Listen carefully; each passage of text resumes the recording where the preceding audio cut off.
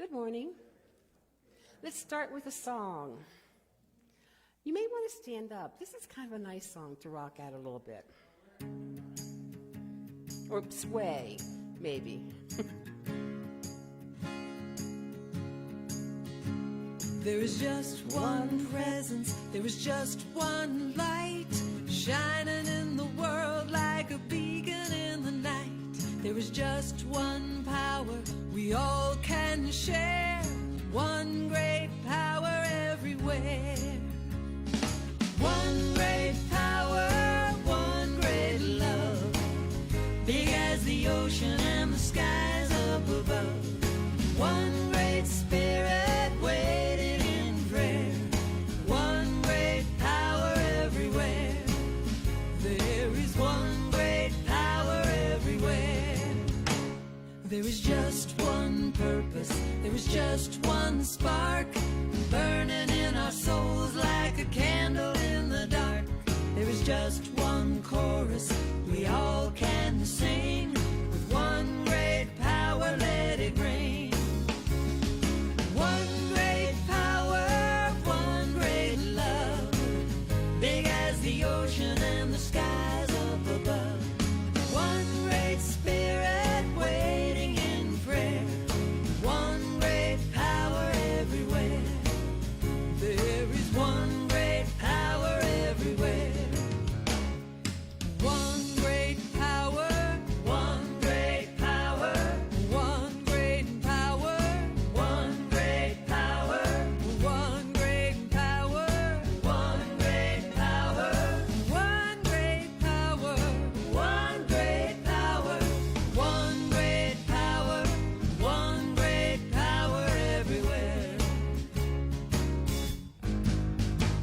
There is just one presence, there is just one light, shining in the world like a beacon in the night.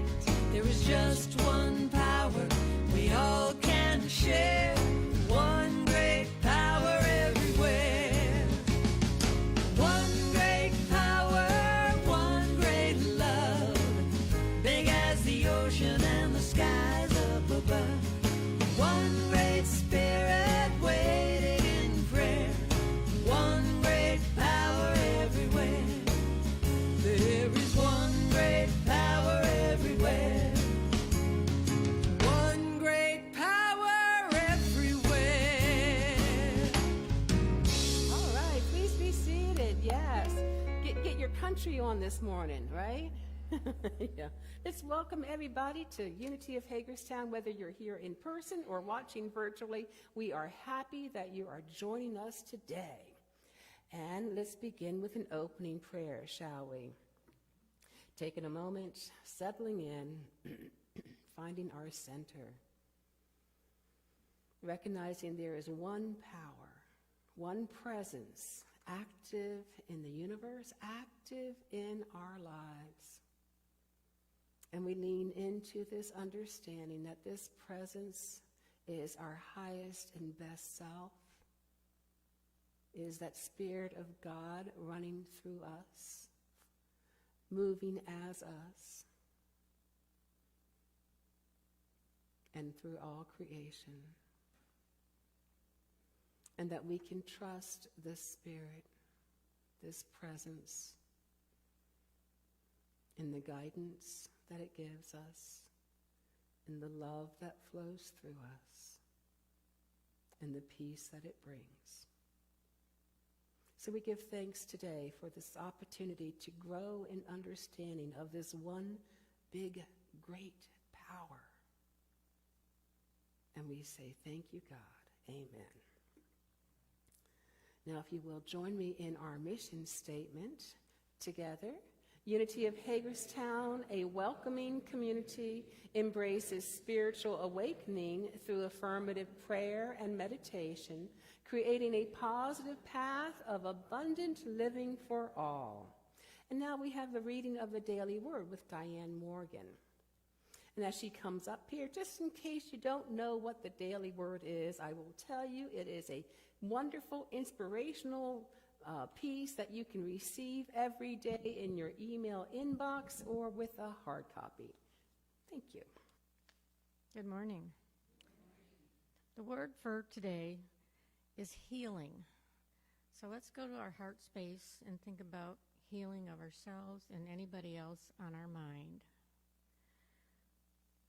When I am experiencing a healing need, I focus my thoughts beyond illness and discomfort. Even as I seek treatment for my illness or injury, I see myself as whole. I remember that I am created in the image according to the likeness of God. I know my life is God's life living as me. Divine life fills every cell, strengthens every muscle, bone, and organ, and quickens every nerve in my body. It restores perfect order to all my body's functions, releasing and replacing anything unlike itself. When someone asks me to pray for them, I do not ask about their symptoms and circumstances. I affirm the healing activity of divine life in each one with whom I pray. I see them as spiritual beings. They are whole and well. The reading is from John. In him was life, and the life was the light of all people. Please join me with the affirmation. Divine life lives at me. I am whole and well.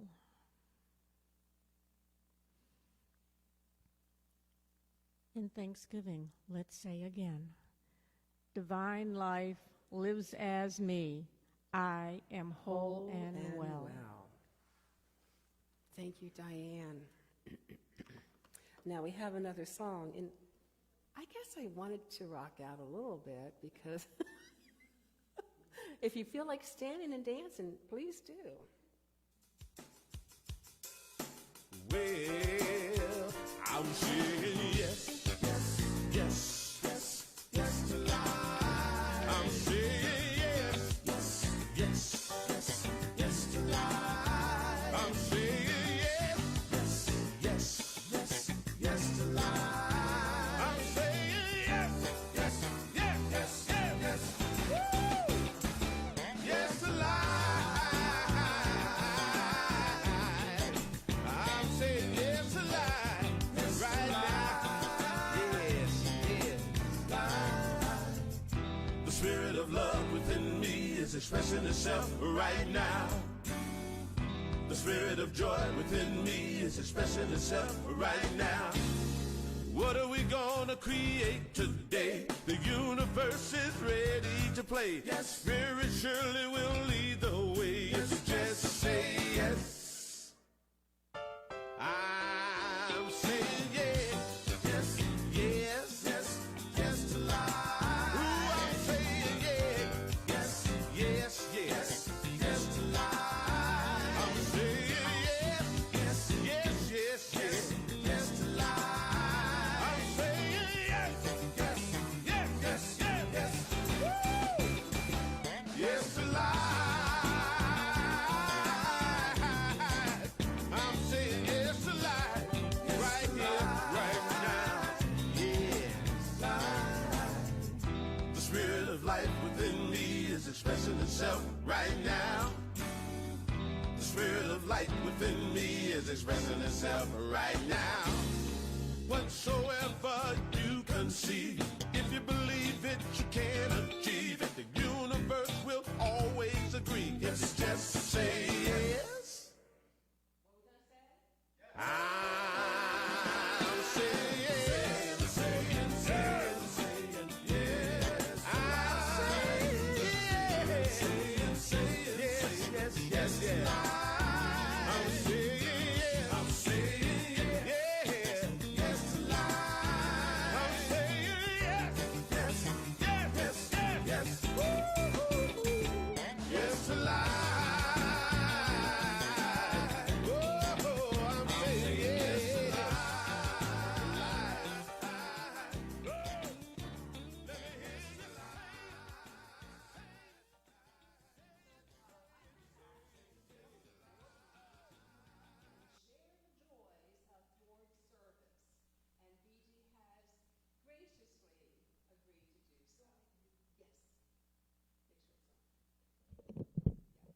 Hello, Yeah, it's on. Okay. Okay, well, 10 years ago when I moved to Hagerstown, I was surprised and delighted to find Unity. And so I joined, or I transferred my membership, actually, and then I was happy to come. And after a while, I thought, I wonder how they operate and how this functions and so forth. And I thought, why don't I just get on the board and I'll find out more about the church, and I'll get to meet other people, and so that's what I did. So, and yes, indeed, I did get to meet people and know about them and enjoy their company and how the functioning of the church was going, and I got to participate. So that was all great, and I actually lasted for 2 terms, and then you can't do more than 2 terms, so I was gone. And then I thought, I really missed that. And I missed the camaraderie and the talking to people and all that. So I got on the board again. And I did learn a lot, and I enjoyed it. And like any other organization, it's like 1% of the people do all the work. And in our case, it's Sandy. But she needs help. And she, as good as she is, she can't do everything. She would run out of time. And I think really for us here at Unity of Hagerstown, we've got a high percentage of people that volunteer in one way or another. I mean, reading the Daily Word or being a greeter or any of those things, plus many more that I can't mention. But it's a good thing to do, and so I enjoyed my time on the board, and I think give it a try. You might be surprised and enjoy it. Thank you, BJ. And I want to just, that was great. And I'd like to just add on to that a little bit. First of all, we have a great board now, and some of the members are leaving at the end of this year. So if you're interested in serving on the board, you have to be a member of Unity, and you have to have attended for at least 1 year and been active in that attendance. So if you're not a member, we're having a membership class starting in October on Wednesdays at 6 p.m., the second Wednesday, I think it starts. There's a flyer out there. It's on the 5 basic principles. Whether you want to serve on the board or not, or whether you want to be a board or not, you can certainly take that class. And if you are interested in board service, you can see Debbie Wolf, who's chairing the team this year. She's not here today, or you can touch base with me. Thank you. Now, time to greet your neighbor. I think you all know what to do, right? Let's go to it. And at this time, I want to say hello again to our Facebook friends, our YouTube friends. We're so glad that you're part of this community. You know what? I would love to hear from you. If you're comfortable writing even just a hello, how are you, in the comments section, I will get back to you at some point. We love you. We bless you. We thank you for your support in this community.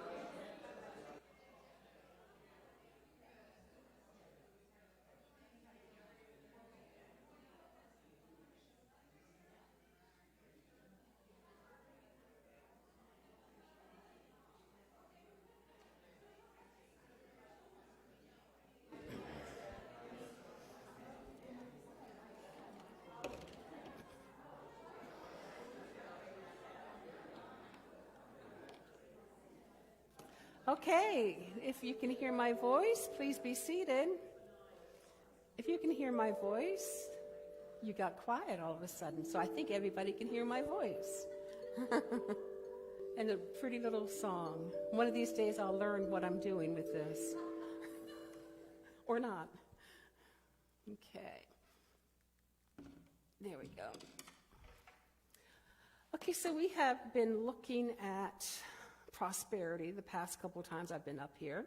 We started with the idea of giving and receiving, moving into a life of giving, to open up to receive. We know that giving and receiving are really 2 sides of the same coin, and just really being able to start living from that giving perspective in order to create or to tap into that feeling of well-being that we are provided for.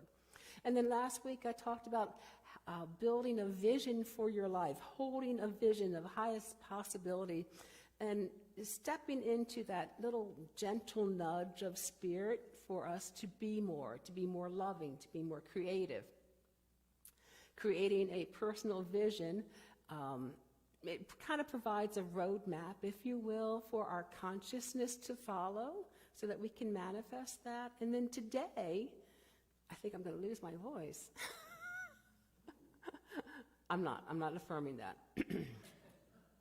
Today, we're going to look at building a prosperity consciousness, and I want to give you some tools, some affirmations, some universal truths that you can work with in order to do that. And again, with prosperity, we're not talking simply about finances. We're talking about every area of our life, that feeling of well-being throughout all of our lives, whether it's health, relationships, or money, it doesn't matter. Just knowing that we are abundantly provided for.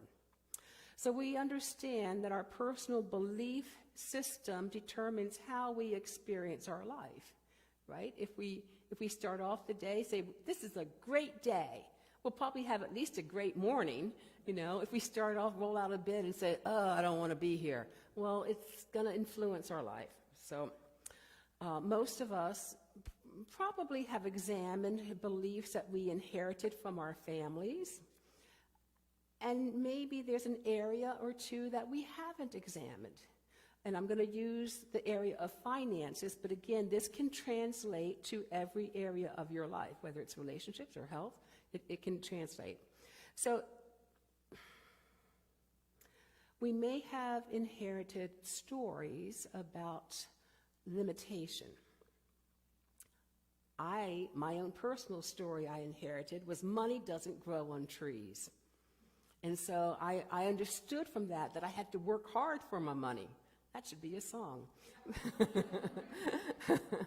And that was my experience for most of my adult life. I had to work hard for my money, working 2 jobs a lot of the time. And so those thoughts that we have are reinforced by the feelings and the emotions that come along with them, and are reinforced further by other thoughts that they bring up. So for instance, it's kind of all compounded. If we have that idea, I'll never get ahead, or I'll never, you fill in the blank, that may cause a spate of thoughts that kind of flow like, everyone else seems to be getting ahead, but I guess I'm never going to because I'm not deserving enough, I'm not, good enough, whatever it is. I must not deserve to get ahead. And our speech patterns are going to follow those thoughts so that we're further reinforcing that idea in our lives. Now, this whole kind of cycle, if you will, kind of inflames the emotions, leading us to greater fear, greater thoughts of limitation, to worry, to resentment maybe, to hopelessness. I don't know where it's going to lead you, but it's not going to be any place pretty, okay? So when these feelings kind of bounce around inside, it erupts into our speech, whether it does. It's just going to come out in our speech. It's going to also come out in our actions, most likely unconsciously. We may self-sabotage, if we're talking finances, by poor work history or overuse of or misuse of credit cards. We may self-sabotage overspending. I don't know what it is, but our behavior is going to follow those thoughts, those feelings, that speech. Okay, so now remember that a greater idea always heals a lesser one. So to move beyond these limiting beliefs that we may have been raised with, and that are probably currently running the show in one area of your life, if it hasn't been examined yet, if you've examined your belief system and the unconscious beliefs that you may have inherited from your family or from an authority figure, whatever, then you probably have dealt with it. But in my own personal experience, I find that there are layers. Isn't that great to hear? There are layers. So it's something that we should probably go back and deal with or investigate every so often. So we can expand our beliefs with an inner awareness of our true self, our spiritual self, because something within you knows the truth of who you are and what you are. And that part of you, your higher self, is never influenced by those unconscious limiting beliefs. So David Owen Ritz tells us the higher self still knows full well the power of your unlimited potential. Even if your human self has temporarily lost sight of it, your vision comes from this deep inner place. You must trust your vision and learn to follow your inner guidance. The higher self that offers you a greater vision will also help you achieve it.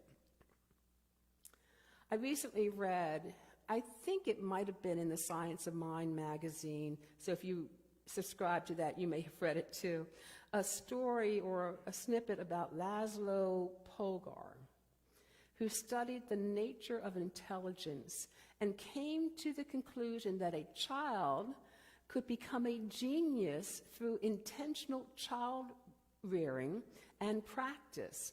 So he and his wife, even though they didn't have any children at the time, decided that when they did, they would focus on the game of chess, and that they would they spent time imagining their future kids playing chess, and they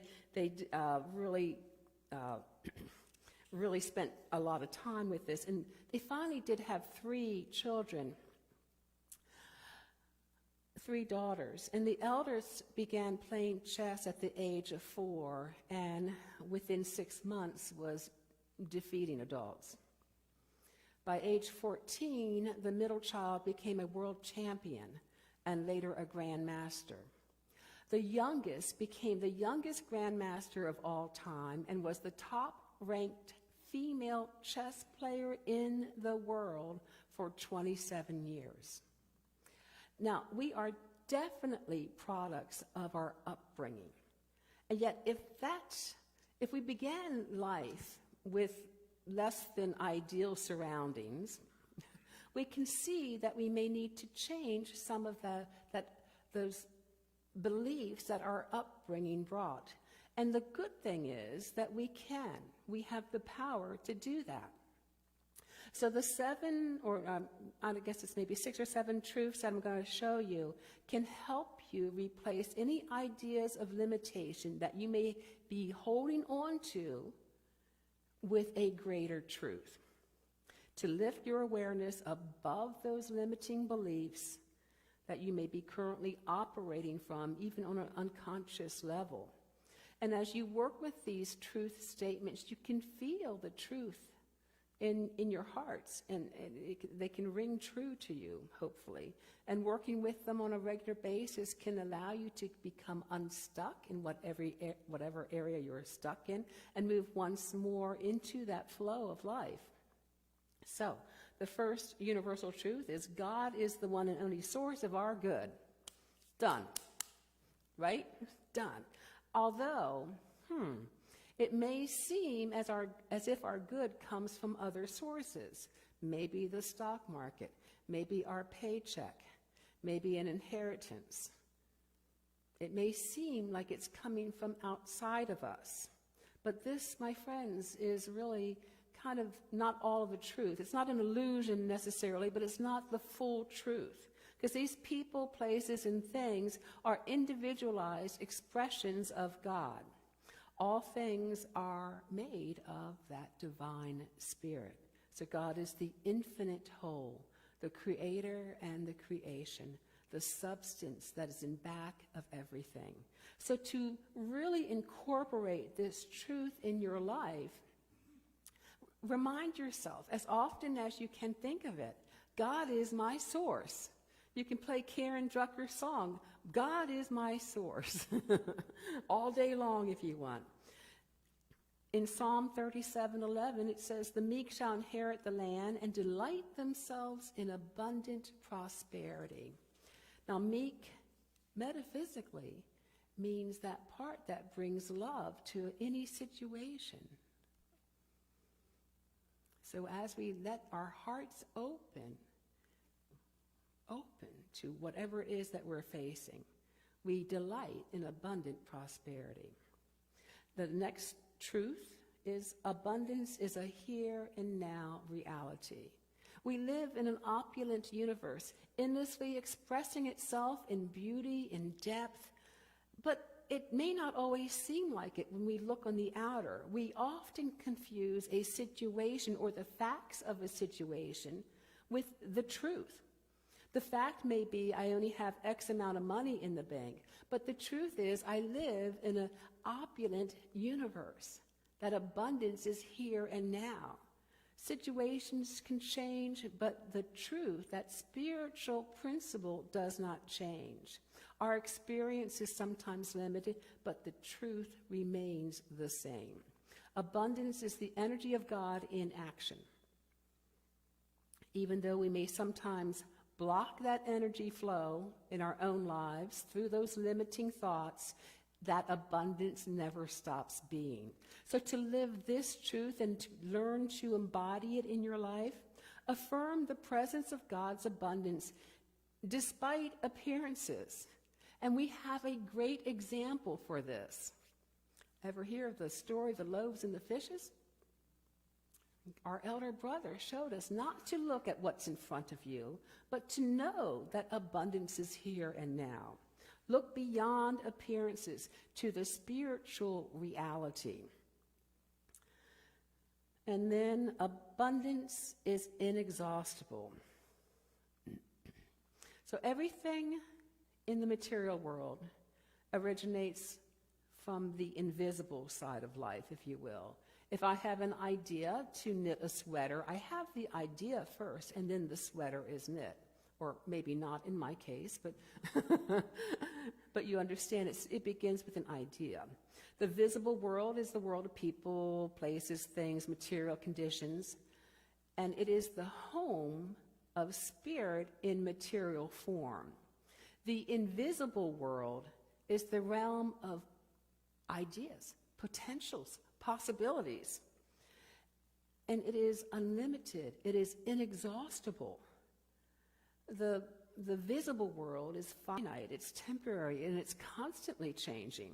But there is a dance between these two, between the invisible and the visible, and that is God's creative process.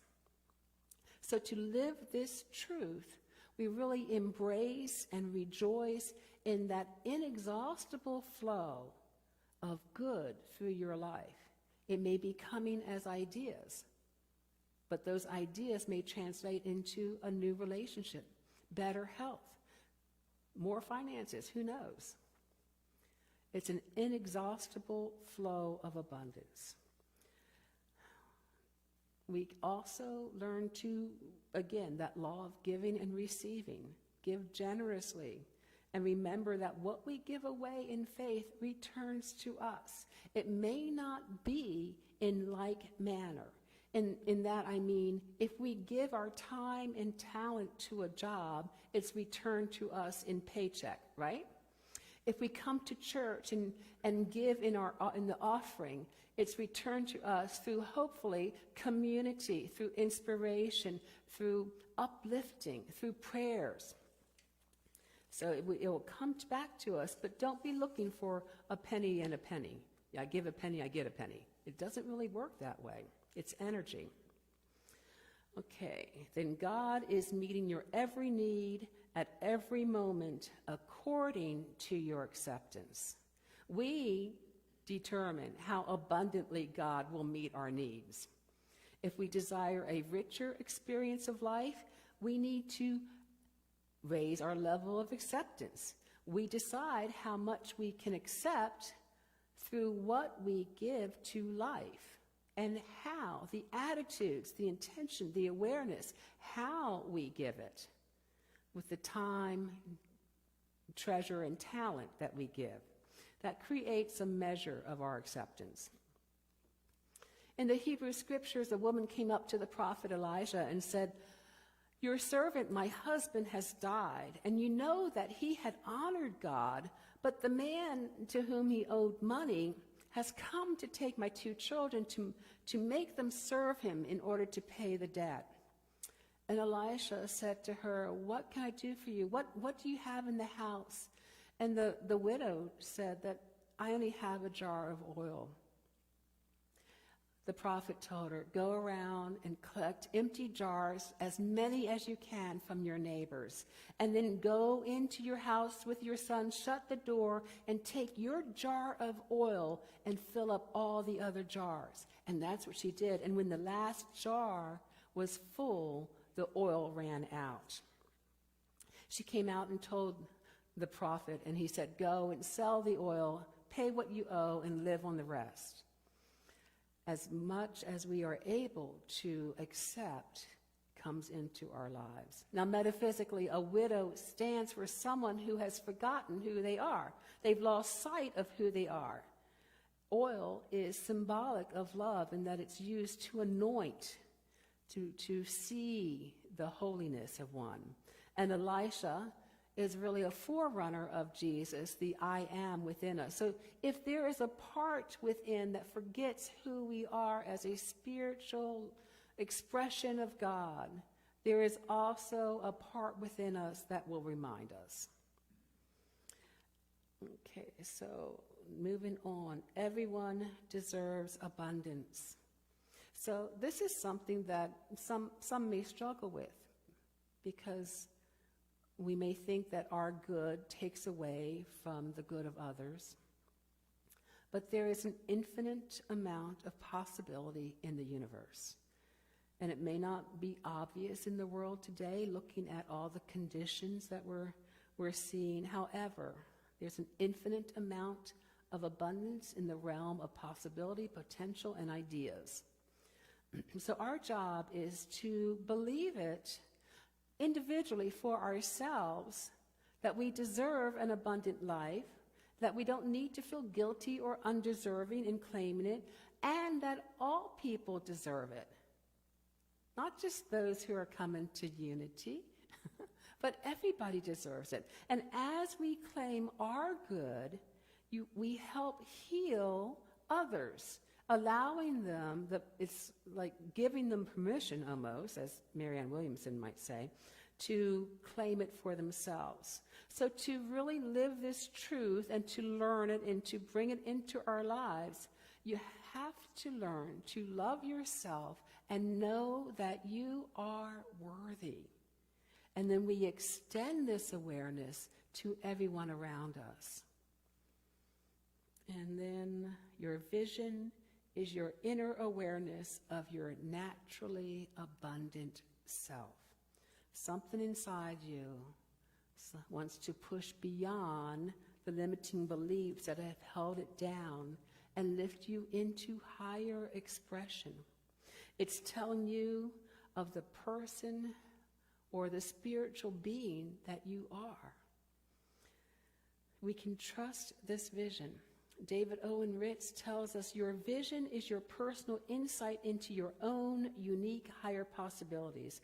Your vision is not your only possibility or your last and final potential. You have potential far beyond your present vision. As a spiritual being having a human experience, you are infinite in your ability to expand and grow. This reminded me of Marianne Williamson's pretty famous quote, and you're probably familiar with it, but I wanted to read it to you because I find a lot of inspiration from it, and I hope that you do as well. Our deepest fear is not that we are inadequate.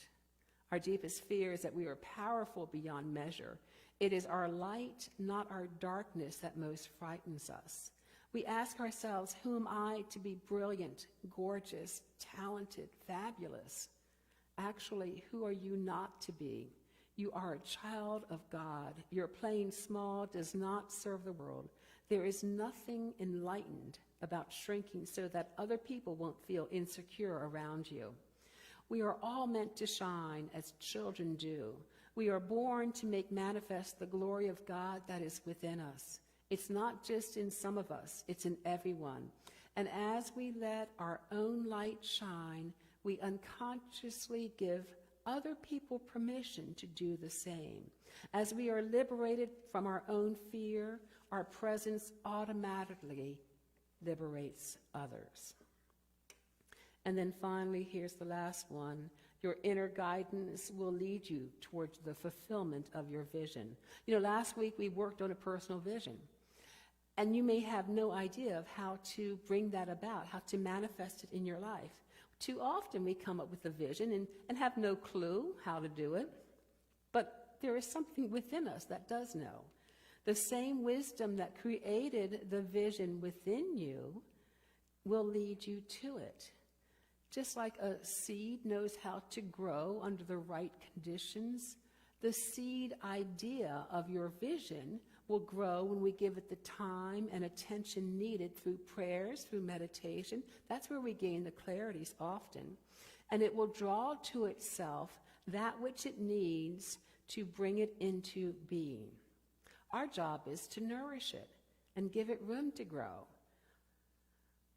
A seeker heard that the wisest guru in India lived on top of one of the highest mountains in the country. So he treks for days and nights through the wilderness, and he finally gets to the foot of the mountain, and he's looking, and it's so steep, but he's determined. So he starts climbing, and he falls a couple times. So when he reaches the top, he's full of cuts and bruises and is just totally exhausted. But there's the guru, sitting in front of his cave, cross-legged, drinking a cup of tea. The seeker goes up to him and says, "Oh, wise guru, what is the meaning of life?" "Ah, yes, the meaning of life. The meaning of life is a teacup." "What?" The seeker said, "I came all the way up here to hear you say the meaning of life is a teacup." And the guru said, "Oh, well, maybe it's not. The answers you seek are within you." That's not to say that a book can't lead you in the right direction, but your heart will let you know. Everything that happens is part of the process of that vision fulfilling itself. You may have new ideas, new insights. You may have synchronicities in your life. You may have that gentle nudge guiding you one way or the other. Ritz tells us the inner guidance you must follow toward the fulfillment of your vision is not necessarily an inner voice or even a strong and certain knowing.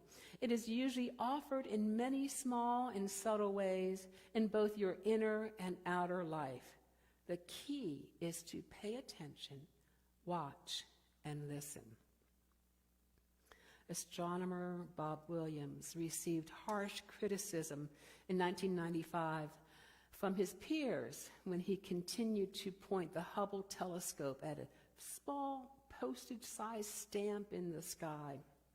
And he did that for 100 consecutive hours, pointing it right in the same spot. He had a feeling. Those 100 hours pointed into the void ended up unveiling what's now known as the Hubble Deep Fields, showing that the universe is more than our Milky Way, showing it to be 100 to 200 billion galaxies. He paid attention, he watched, and he listened. I invite you to affirm with me. Together, confident and assured, I trust my inner guidance.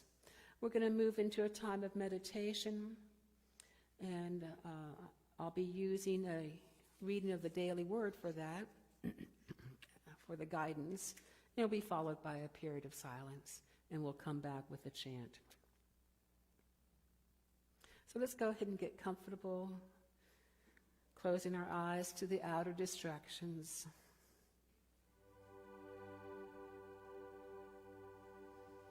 Noticing our breath, allowing our body to relax, our thoughts to calm, our hearts to be gentle.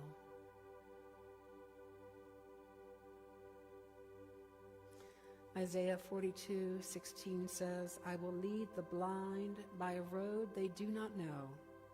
By paths they have not known, I will guide them.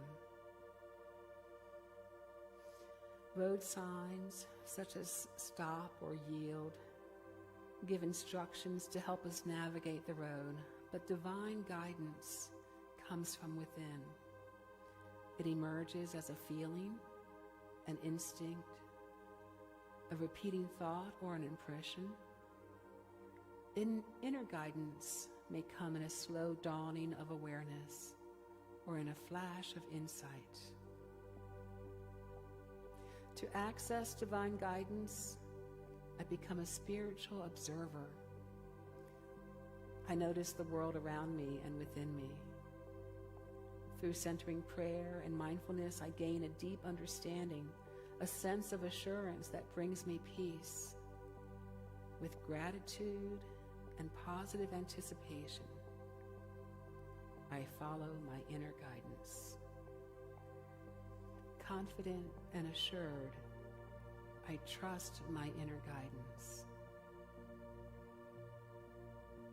And as we move into the silence, I invite you to use this affirmation as a vehicle to go deeper, as an anchor for your thoughts. Confident and assured, I trust my inner guidance.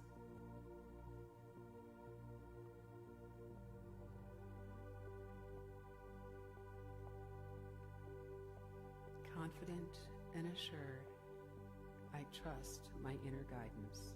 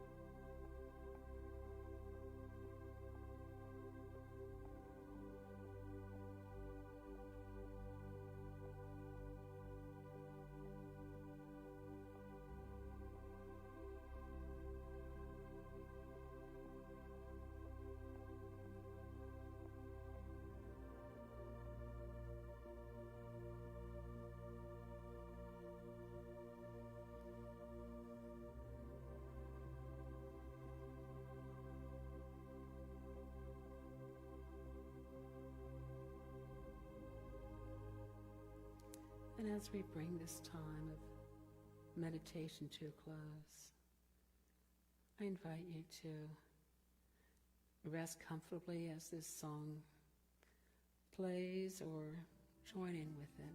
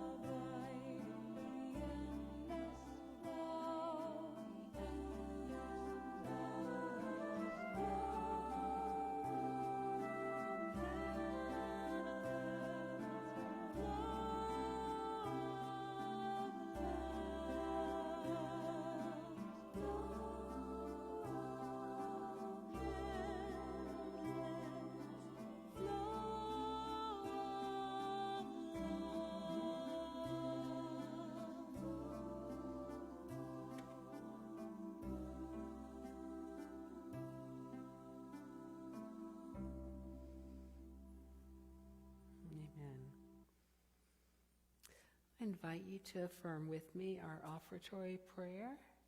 Together, we affirm infinite abundance and prosperity continuously flowing into and within this ministry through spirit and expressing through infinite channels.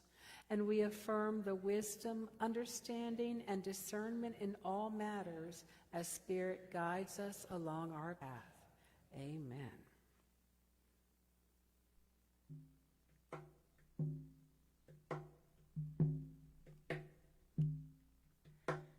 I'm so grateful, so very grateful for the blessings in my life. I'm so grateful, so very grateful. I am feeling so blessed. I'm so grateful, so very grateful for the blessings in my life. I'm so grateful, so very grateful. I am feeling so blessed. And as I'm giving, I am receiving, and I'm feeling the love that is. And love is everything, I'm one with everything. I am feeling so blessed. I'm so grateful, so very grateful for the blessings in my life. I'm so grateful, so very grateful. I am feeling so blessed.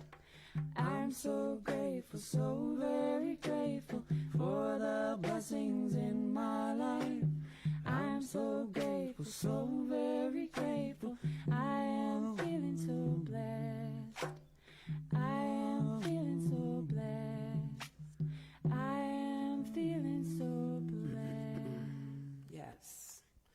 Okay, we do have a few announcements today. Our walk and talk is still going on, 9 a.m. at Cushwell Basin on Saturdays. The Zion Soup Kitchen, if you had signed up to bring food, you can either take it to the soup kitchen itself on Tuesday, a week from the first Tuesday of the month, or bring it to my house before Sunday, because I'm leaving immediately after the service next week for Virginia Beach.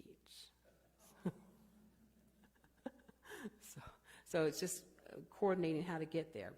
Okay, and then our sound bath is happening the first Wednesday of the month. That's the 4th of October at 7 p.m.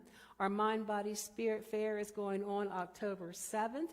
We do need some volunteers to welcome people in and to help clean up afterwards, setting up things and whatnot, making things right. If you're interested in helping, please see January. Yes, indeed. Thank you, January. And then our Unity, it's like a Unity Basics class. It's entitled Principles, Not Dogma. Begins on the 11th of October at 6 p.m. And immediately after that, we'll have a midweek service at 7 p.m., focusing really on the principle that we're looking at. So you can come discuss the principle, and then you can embody it. Yeah. Okay. And then St. Mark's is having a cleanup day. We are committed through our lease to help them with their cleanup days. And this will be the 14th of October, and I believe they told me at 8:30, but I will double check that time. And then, of course, our women's retreat is coming up. If you're interested in going to that, please let us know. Register as soon as you can, because the bids are going. Okay, so at this time, I'd like to say goodbye to our beloved virtual friends. We love you. We appreciate you. We thank you for your generous support of this ministry. Dun, dun, dun, dun, dun, dun, dun, dun.